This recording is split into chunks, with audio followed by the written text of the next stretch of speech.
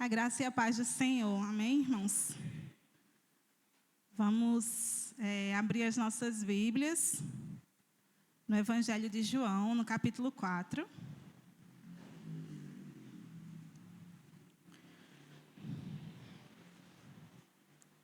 João, capítulo 4, nós vamos ler a partir do versículo 1.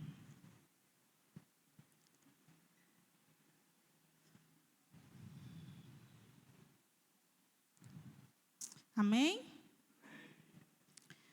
Quando Jesus soube que os fariseus tinham ouvido dizer que ele fazia e batizava mais discípulos que João, se bem que Jesus mesmo não batizava, e sim os seus discípulos, deixou a Judeia, retirando-se outra vez para a Galileia. E era-lhe necessário passar pela região da Samaria. Assim, Jesus chegou a uma cidade samaritana, chamada Sicar, perto das terras que Jacó tinha dado a seu filho José. Ali ficava o poço de Jacó. Cansado da viagem, Jesus sentou-se junto ao poço. Era por volta do meio-dia. Nisto, veio uma mulher samaritana tirar água. Jesus lhe disse: "Dê-me um pouco de água", pois os seus discípulos tinham ido à cidade comprar alimentos. Então a mulher samaritana perguntou a Jesus: "Como sendo o Senhor um judeu, pede água a mim, que sou mulher samaritana?" Ela disse isso porque os judeus não se dão com os samaritanos. Jesus respondeu: "Se você conhecesse o dom de Deus e quem é que está lhe pedindo água para beber, você pediria e ele lhe daria água viva." Amém? Se você conhecesse o dom de Deus e quem é aquele que está lhe pedindo água. Oremos, irmãos. Senhor, nós queremos nos colocar diante de Ti nesse momento, Deus. Obrigada, Senhor, pela Tua palavra. Obrigada porque nós sabemos que só estamos aqui por causa dela, Senhor. Nós Te agradecemos e pedimos o Teu auxílio nessa noite. Que Teu Espírito Santo, Senhor, fale ao nosso coração. Que possamos, Senhor, ouvir e atentar aquilo que o Senhor quer falar conosco nessa noite. Nos ajuda, Senhor, nas nossas limitações. Nós queremos, Senhor, Te obedecer. Queremos, Senhor, que o nosso coração esteja alegre, Senhor, em Te conhecer. É assim que nós oramos e Te agradecemos. Em nome de Jesus. Amém? Irmãos, nessa noite nós vamos pensar um pouquinho sobre as bênçãos do conhecimento de Deus, certo? Quando nós falamos de bênçãos, geralmente a nossa mente vem a bênção da saúde, da prosperidade, do trabalho e tantas outras bênçãos semelhantes a estas. Mas nessa noite eu quero pensar com vocês sobre algumas bênçãos provenientes do conhecimento de Deus. E como nós sabemos que são muitas bênçãos, provenientes do conhecimento de Deus, e nosso tempo é curto, nós vamos nos atentar apenas a algumas, com base nesse capítulo 4 de João. Tá certo? Então, nós, sabendo que a origem dessas bênçãos está no conhecimento de Deus, eu gostaria que você refletisse comigo em 3 perguntas. A primeira é: que importância você tem dado ao conhecimento de Deus? A segunda: quanto tempo você tem gastado para buscar conhecer mais a Deus? E a terceira: em que nível está o seu conhecimento de Deus? Se no nível superficial ou mais profundo? Se no nível meramente teórico ou experimental? Amém? Então pense nisso.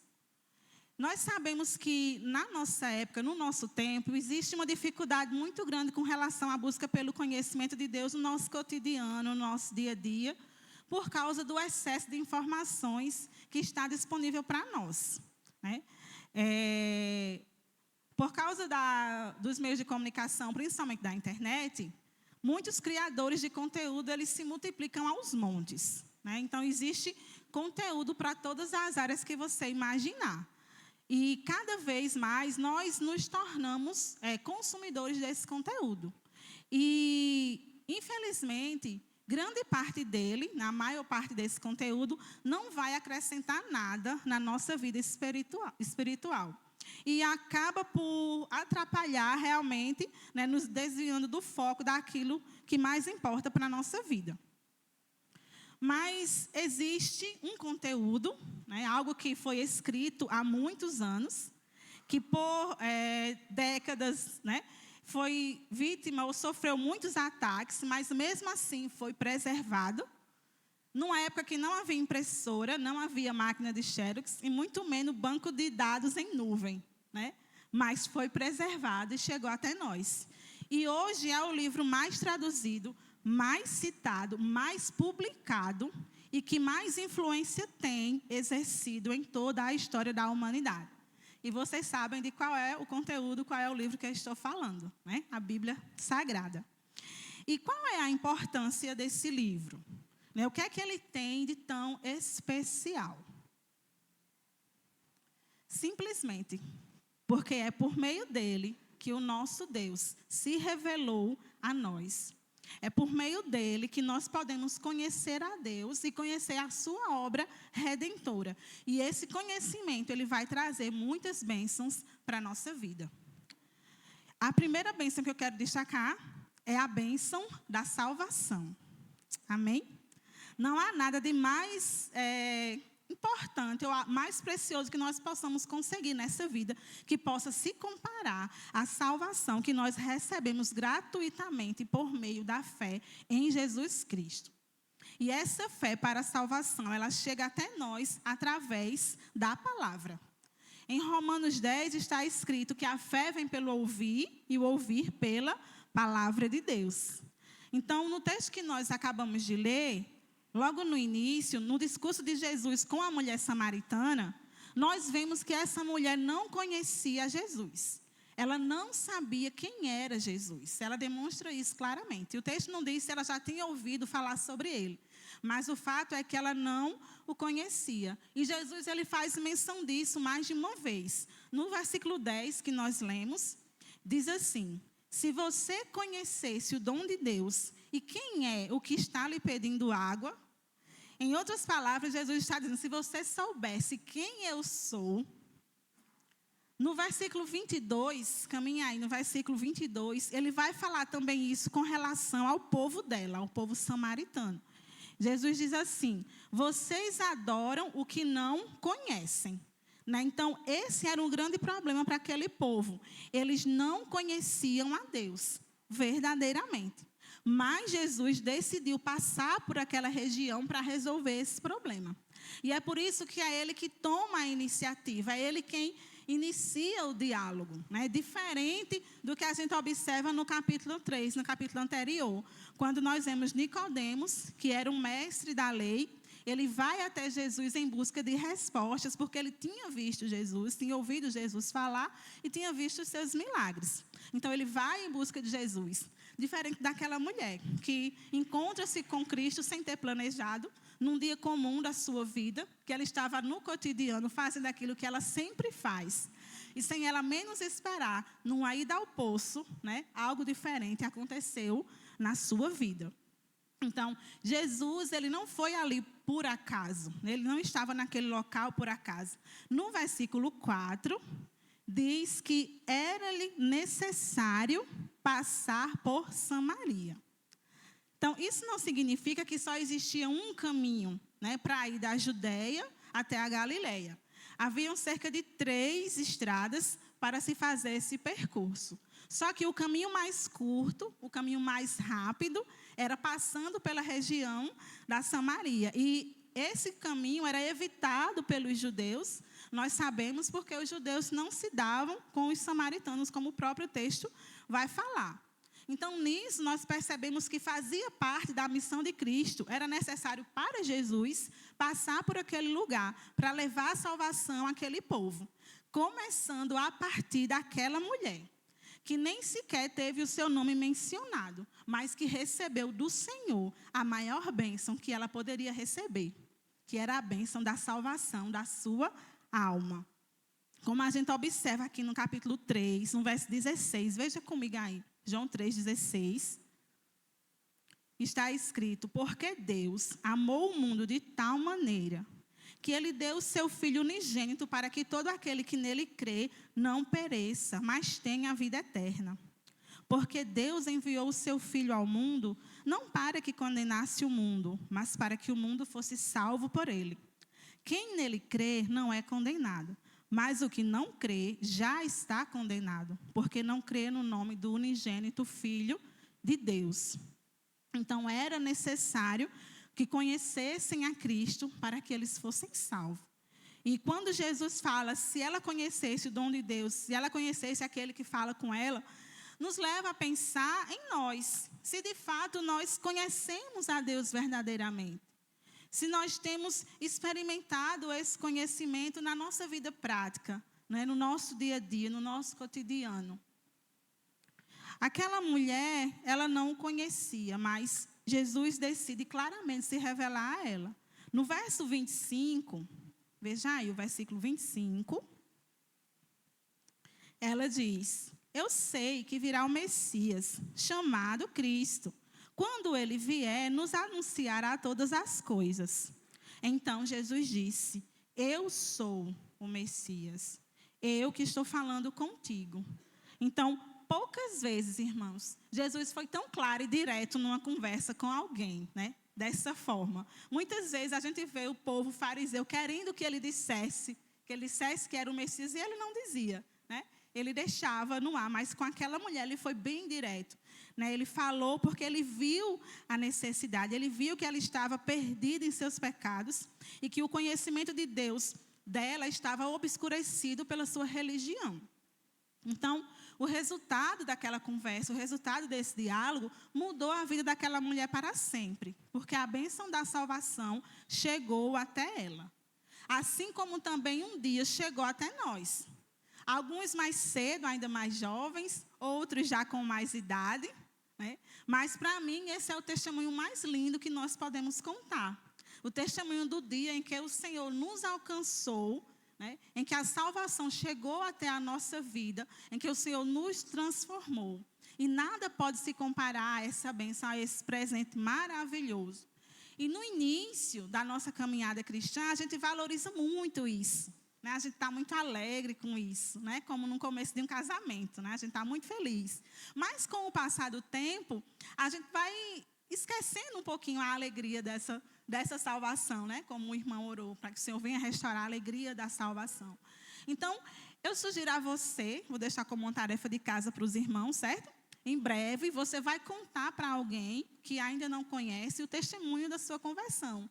Numa conversa assim simples, você vai contar como o Senhor lhe alcançou e vai ouvir também, né, o que o Senhor fez na vida do outro, na vida do seu irmão. E você vê como isso vai alegrar o seu coração, né? Como é bom a gente poder relembrar tão grande bênção que chegou na nossa vida, que foi a bênção da salvação. Amém?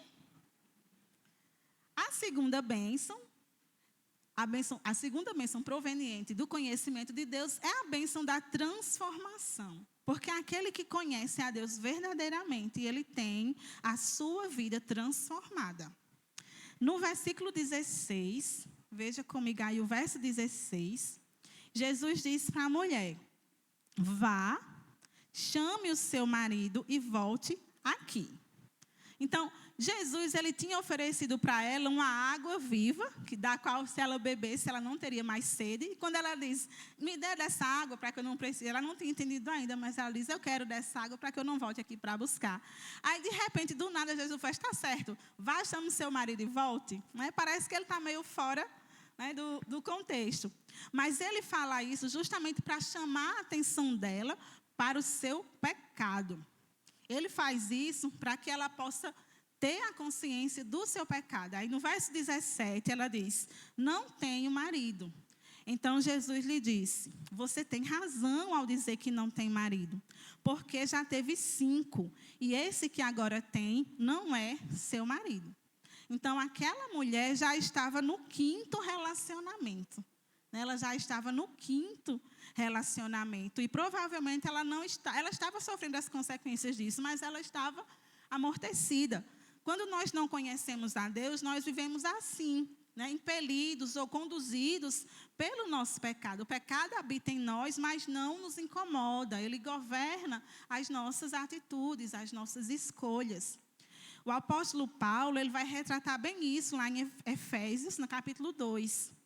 Efésios 2, 1, diz assim: Ele vos deu vida, estando vós mortos nos vossos delitos e pecados, nos quais andastes outrora, segundo o curso deste mundo, segundo o príncipe da potestade do ar, do espírito que agora atua nos filhos da desobediência, entre os quais também todos nós andamos outrora, segundo as inclinações da nossa carne, fazendo a vontade da carne e dos pensamentos. E éramos, por natureza, filhos da ira, como também os demais.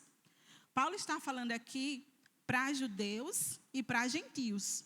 Então, todos nós éramos filhos da ira. Todos nós vivíamos segundo as inclinações da nossa carne, fazendo a vontade da carne. Ele não deixa ninguém de fora dessa condição. Então, nós sabemos que todos nós vivíamos dessa maneira. Antes de conhecermos a Cristo, nós vivíamos segundo o curso deste mundo, satisfazendo os desejos da nossa carne, mortos em nossos pecados e delitos. E assim, ainda vive hoje milhares de pessoas em todo o mundo. E assim, ainda vive hoje muitas pessoas na nossa família. Muitos parentes nossos ainda vivem nessa condição que nós vivíamos antigamente. Mas quanto mais nós conhecemos a Deus, nós reconhecemos a nossa condição de pecadores, carentes da sua graça. Eu acho interessante o Salmo 19. Porque o salmista, ele olha para a criação e ele contempla a grandeza de Deus. Ele diz, a criação, os céus proclamam a glória de Deus. Aí ele olha para a lei do Senhor e ele diz, a lei do Senhor é perfeita, seus princípios são retos, seus juízos verdadeiros e igualmente justos.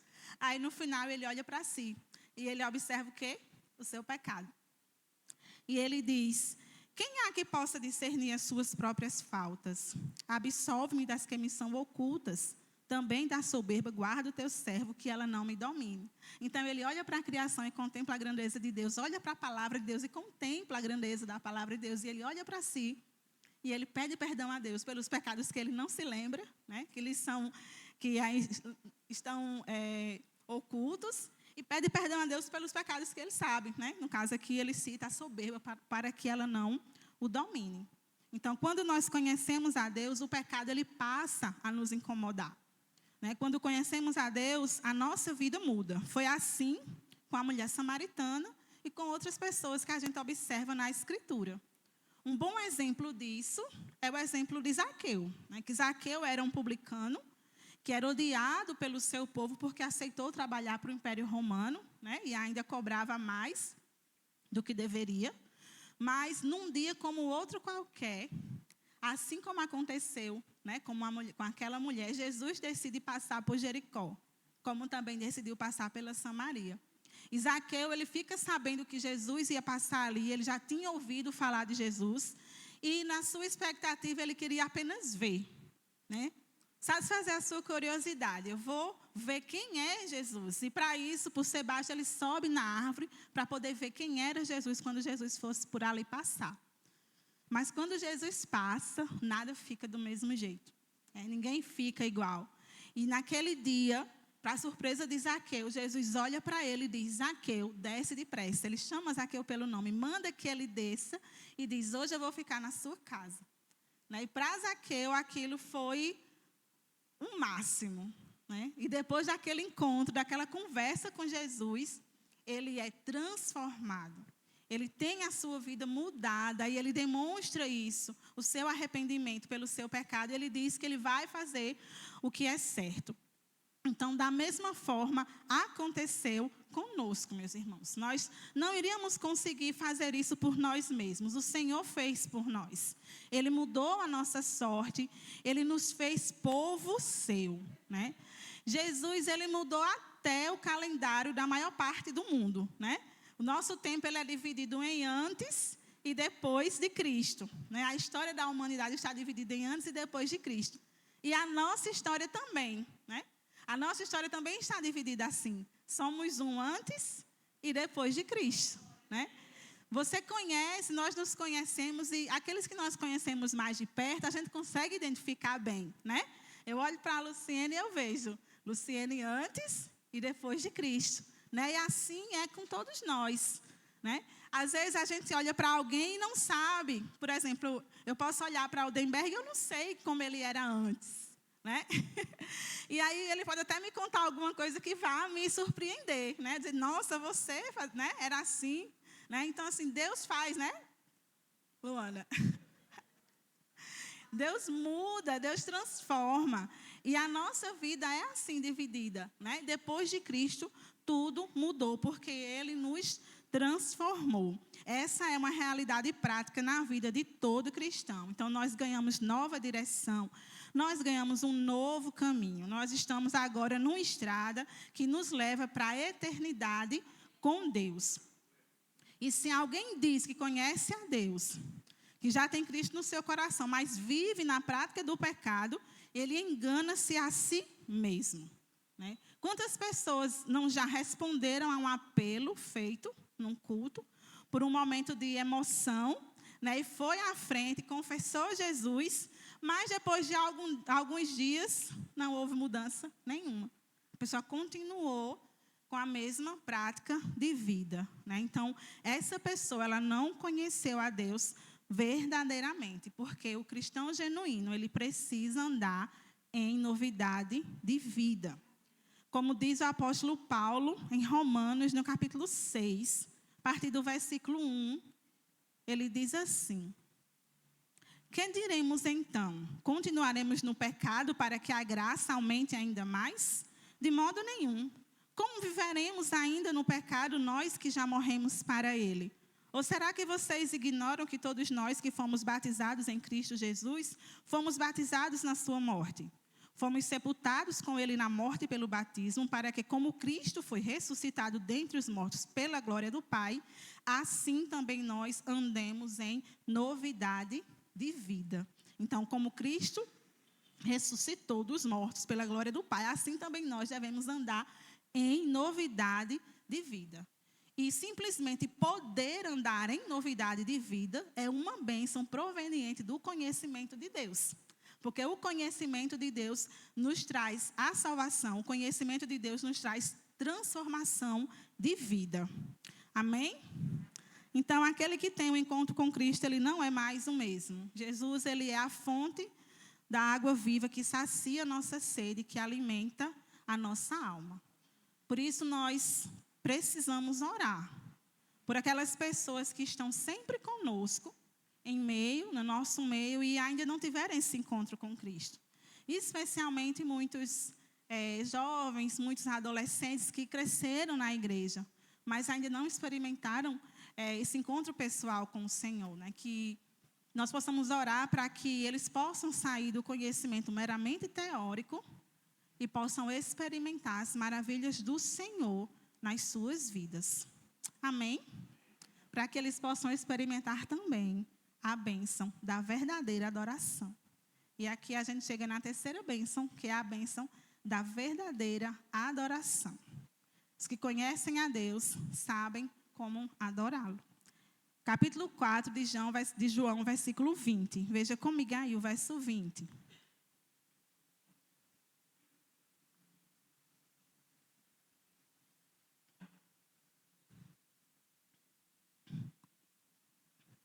Nossos pais adoravam neste monte, diz a mulher samaritana.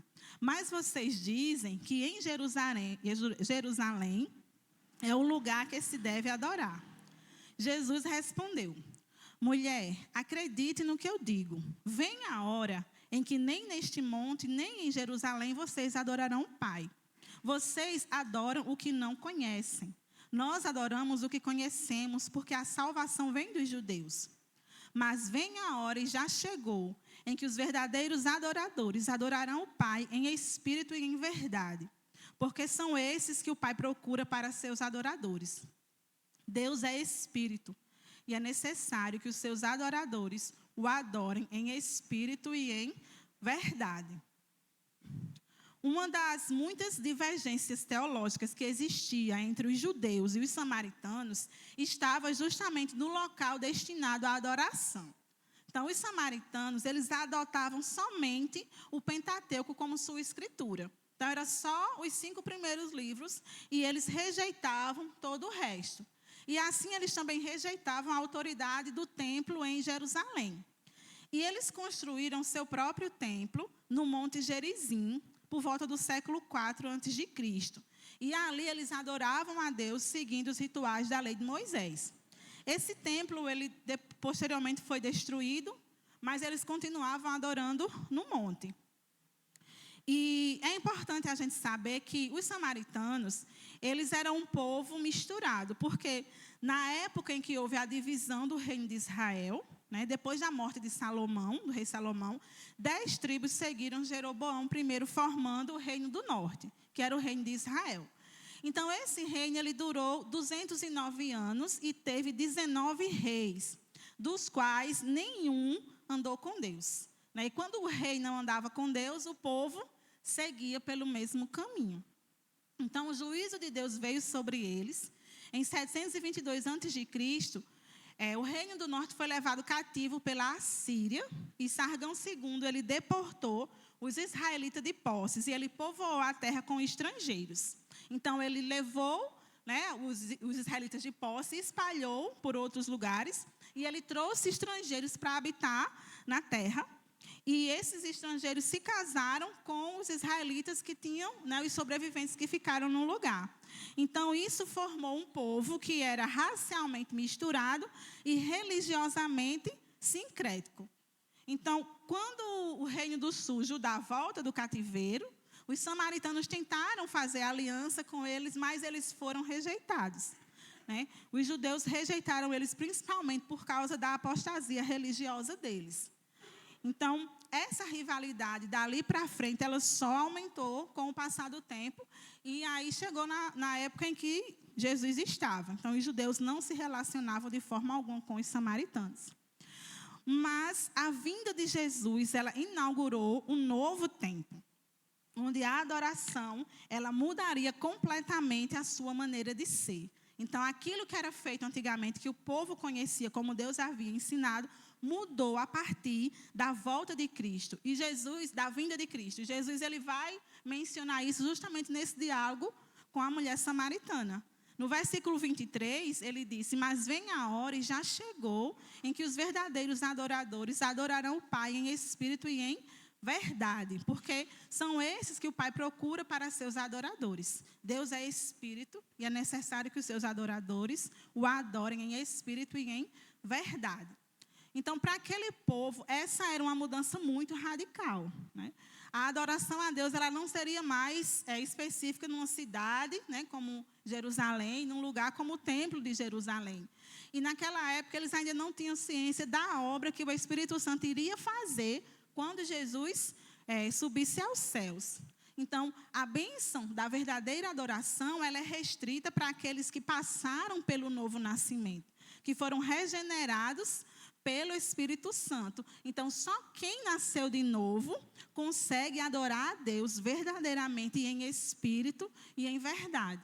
A gente sabe que tem muitas pessoas aí promovendo a adoração a Deus, que não é a adoração verdadeira. Aquele que não conhece a Deus não consegue adorá-lo por causa da sua natureza pecaminosa. Nós conseguimos adorar a Deus por causa do seu Espírito Santo que habita em nós, que nos regenerou, que nos transformou, e assim nós podemos adorar Ele aonde nós estivermos. Em todos os lugares, não importa onde a gente esteja. Louvado seja Deus pela sua obra, porque nós podemos adorar a Deus independente das circunstâncias ou do lugar que a gente se encontre. Então, ser um verdadeiro adorador implica em viver para a glória de Deus e estar plenamente satisfeito nele. Em sentir fome e sentir sede da sua presença, em desejar estar com Ele mais do que qualquer outra coisa. E isso é um grande desafio para a nossa vida. Isso é um grande desafio para nós, porque a nossa vida ela não anda numa linha reta, né? É meio que uma montanha-russa.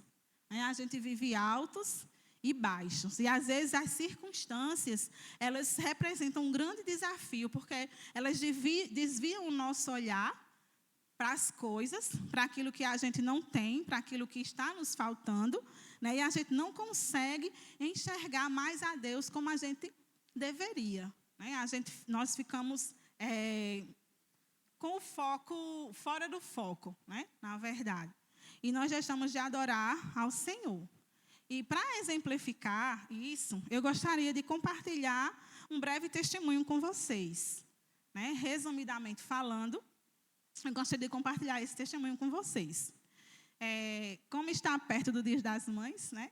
Que o irmão tinha falado. Como está próximo do Dia das Mães, hoje está fazendo 12 anos que eu me tornei mãe. Né? Então, há 12 anos, né, justamente hoje, eu me tornei mãe. E, antes disso, eu passei por uma situação muito específica. Quando eu casei, eu já tinha 28 anos. Então, por aí, a gente já vê que não dá para esperar tanto tempo para tentar engravidar. Né? Já tinha 28. Só que eu tive que vencer um obstáculo. O primeiro obstáculo que foi convencer o meu esposo, porque ele achava que ainda não era a hora, tinha que esperar mais um pouquinho. Né? Então, aí veio a primeira batalha. Né? O louvor que tocava lá em casa era Fernanda Brum. Né? Dá-me filhos, dá-me filhos. E aí, pronto, ele aceitou, disse, está certo, vamos tentar, está na hora, já estava com quase 4 anos de casados. Então, eu comecei a planejar as coisas. Não pela fé, mas pela ansiedade mesmo. E eu comecei, então, a observar os tempos e as estações. Né? As mulheres entendem isso. Né? A gente vai lá para a calculadora de ovulação, né? Começa a contar as datas e tal. E teve uma época em que, em janeiro, houve um avanço missionário no sertão e ele foi. Aí eu aproveitei que eu estava só e eu disse, pronto, eu vou comprar algumas coisas, já que a gente vai engravidar. Aí eu peguei o cartão, fui numa loja e eu comprei o berço, o guarda-roupa, a cama, a cômoda e algumas roupinhas. Só que eu não estava grávida ainda. Né? Eu comprei só já para ir, né, me preparando. E quando ele chegou, a surpresa foi grande. Eu também fiz o plano de saúde, porque eu sei que tinha uma carência de 10 meses para o parto. Então, se deixasse para fazer depois, não cobriria o parto, tinha que fazer antes. Então, estava tudo caminhando muito bem. Após 3 meses, eu engravidei. Não havia o Instagram como hoje, né? Mas a notícia se espalhou, né, muito rápido. A igreja quase toda já estava sabendo, né, aquela alegria. Quando eu fui fazer a primeira ultrassom, a médica não conseguiu escutar o coração do bebê. Aí ela disse que poderia ser muito cedo, estava muito cedo, e aí eu voltasse daqui a alguns dias para poder fazer novamente. Quando eu retornei, depois de alguns dias, eu fui sozinha, porque ele estava trabalhando, não deveria ter ido só, mas eu fui, e eu recebi a notícia que eu não queria receber. A médica disse que a gestação não tinha se desenvolvido e que não tinha batimento cardíaco. Né? E eu tinha que procurar a minha médica para ela resolver o que eu queria fazer. E aí eu saí de lá, liguei para ele e liguei para a médica. E a opinião da médica era que eu fosse para o hospital. Ela mandou ir para a Eclipse, porque tinha que fazer, na cabeça dela, tinha que fazer a curetagem no mesmo dia. Quando a gente chegou lá, o médico que nos atendeu, ele disse para mim que era um aborto retido, que o colo do útero estava fechado e que eu deveria, na opinião dele, ir para casa, porque o procedimento ia ser doloroso e demorado.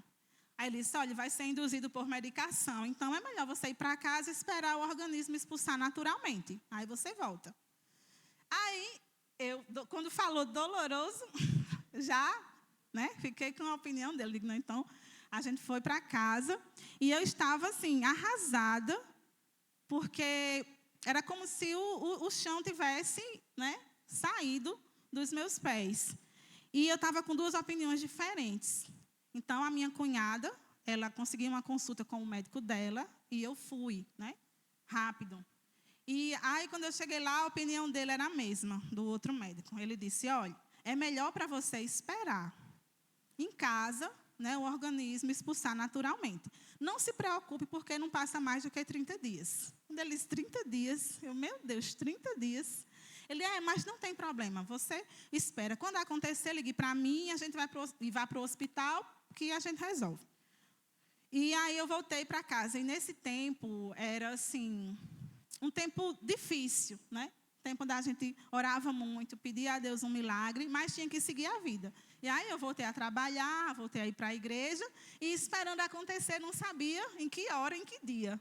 Né? E aí, quando chegou com mais ou menos 28 dias, aconteceu, a gente estava em casa e fomos para o hospital.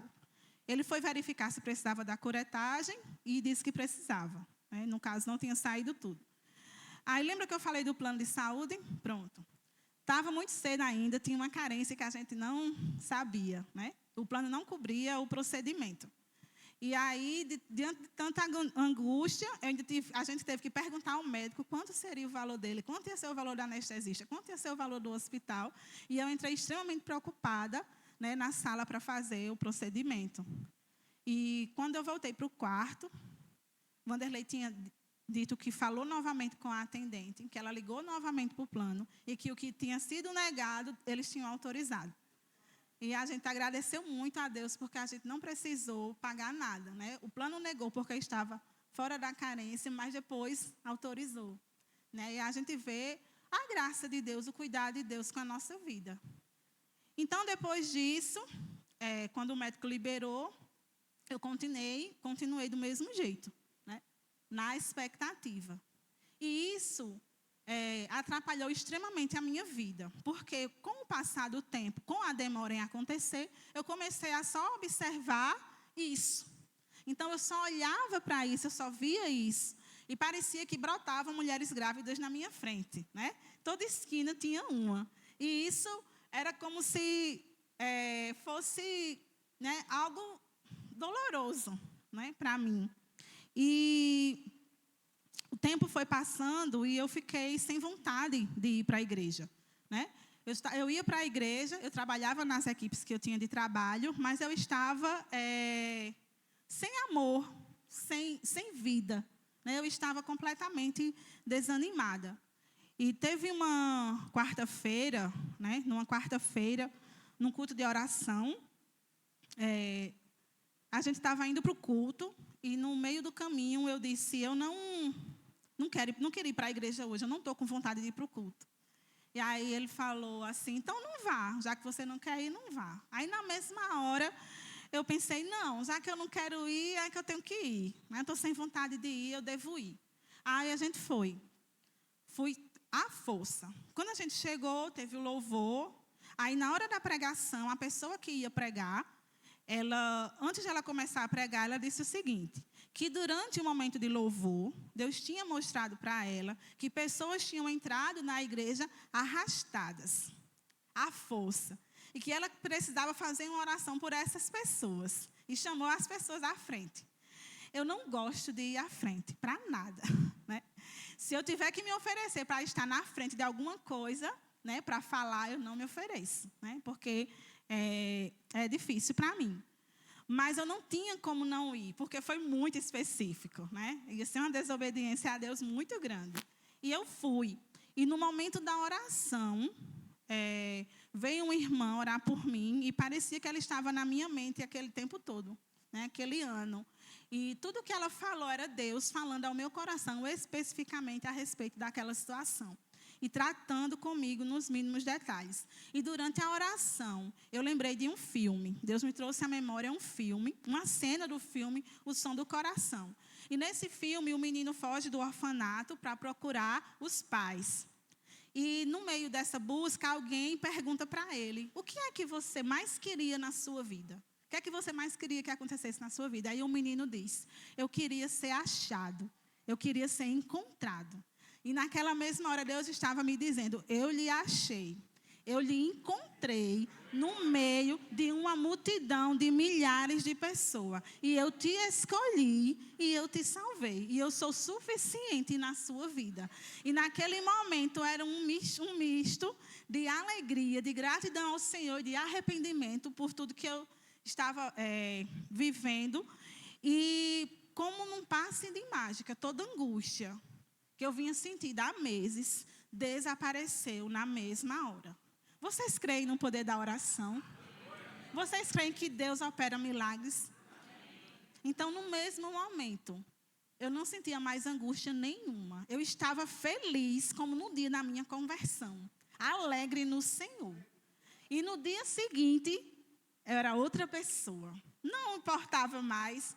E eu disse ao Senhor, se eu não tiver nenhum filho, não tem problema. Eu tenho o Senhor. E ali o Senhor me renovou, me restaurou. E eu não sei se você passou por uma situação semelhante, ou se está passando, ou se a falta de alguma coisa na sua vida tem tirado a sua paz, tem lhe inquietado.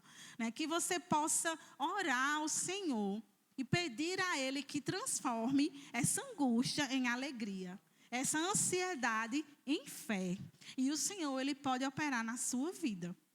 Então, depois de um tempo, passado um tempo, eu engravidei, vocês já sabem. E não foi fácil, parece que assim, nada é fácil. Eu tive um pequeno problema no início, precisei ficar de repouso, mas deu certo. Para a glória de Deus, Deus, Ele operou na minha vida. E essa experiência, meus irmãos, ela me ensinou que a maior bênção proveniente do conhecimento de Deus é o próprio Deus. A maior bênção da gente conhecer a Cristo é Cristo.